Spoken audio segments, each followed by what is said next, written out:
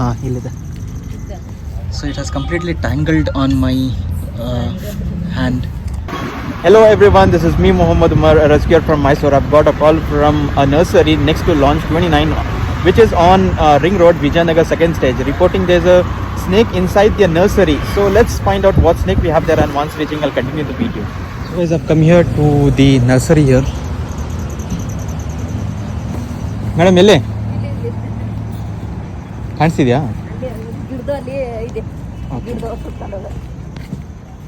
ಎಲ್ಲಿ? ಹಾಂ, ನಾನೇ ಬಂದಿದ್ದೆ. ಇದ್ರಲ್ಲಿ ಇದೆಯಾ? ಯಾವ್ದು ನಾಗರವನ?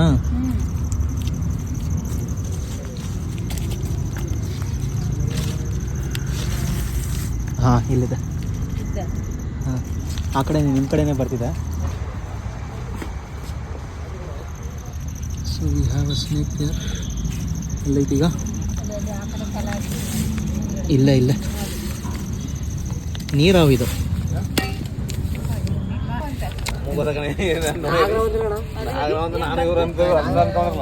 So this is the checkered keelback water snake. ನೀರೊಳ್ಳೆ ಹಾವು ಅಂತಾರಲ್ಲ ಅದನ್ನ ಯೂಶಲಿ ಜನ ಏನ್ ಅನ್ಕೋತಾರಂದ್ರೆ ಈ ಹಾವು ನೋಡಿದ್ರೆ ನಾಗರಾವ್ ಅಂತಾನೆ ಅನ್ಕೋತಾರೆ. ಇದು ನೀರಾವು, ಇದರಲ್ಲಿ ಒಂಚೂರು ವಿಷ ಇರಲ್ಲ.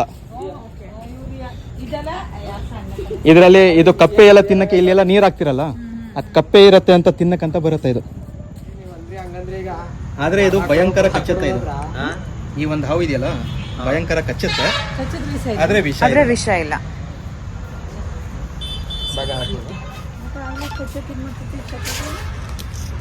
ನೋಡಿ ಹೆಂಗ್ ಸುತ್ಕೊಂಡ್ಬಿಡ್ತೀವಿ.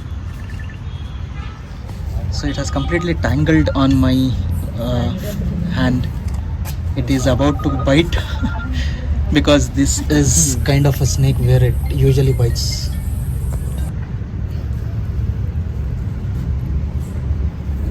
Okay, there it goes.